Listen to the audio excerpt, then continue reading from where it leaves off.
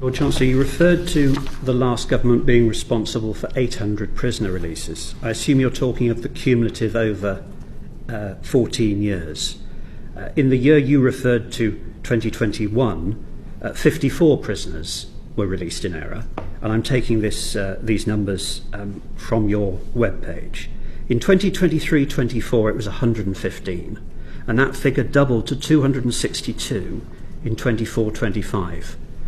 That's a massive increase. It's 5 times more than 21-22. And I'm putting to you that actually it's the very complicated release scheme that your government put in place that is responsible for that spike. Environment.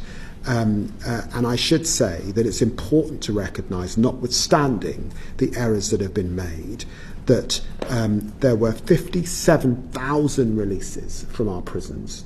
And these errors account for 0.5%. Now, for all victims, that is worrying, and the system should not be making these errors. But I do want to put those errors into context. You talked about a paper-based system and how it was very complex. But given that the number of prisoners released by accident doubled between 23-24 and 2024-25, would you accept that your government's early release schemes made the system even more complex and more unmanageable, and that is partially responsible for the number of prisoners released in error? Well, there were 800 releases in error under the last government. In which year was that? There was very serious.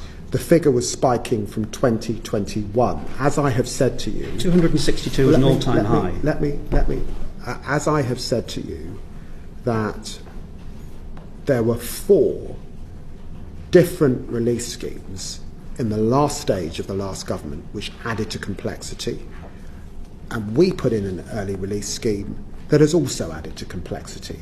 But that scheme was put in to make sure that we still had the prison places to lock up very bad people, I don't think, Mr. Fox, you're suggesting that we should not have done that, because you, I know, will be someone who wants to see criminals in the right place, and that's in prison. So yes, the truth is that our officers are dealing with a complex paper-based system. That is what we inherited.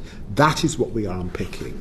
And just to remind you that under the last government, Rayon Nubi released in error, Louis Mutasavis released in error, William Fernandez released in error, and William Fernandez, who was released in error in March 2021, went on to commit horrific sexual crimes. That is to say that these errors have been happening under both governments. We need to bear down on it. We need to see that number coming down to historic levels. But I actually don't believe this to be a partisan issue. I believe this to be an issue that is occurring because of complexity, because of paper, and because junior people, both in our courts and in our prisons, are having to make fine assessments in a prison system that actually releases many people every year. Lord Chancellor, you referred to the last government being responsible for 800 prisoner releases. I assume you're talking of the cumulative over 14 years. In the year you referred to, 2021, 54 prisoners were released in error, and I'm taking these numbers from your webpage. In 2023-24, it was 115, and that figure doubled to 262 in 24-25. That's a massive increase. It's 5 times more than 21-22. And I'm putting to you that actually it's the very complicated release scheme that your government put in place that is responsible for that spike. Well, within the figures that you've just suggested, there was a spike from just over 50 to 121 under the last government. So Mr. Fox, you do accept that there was a spike under the last government, and I've said there were 4 prison release schemes that contributed to that. We're in agreement.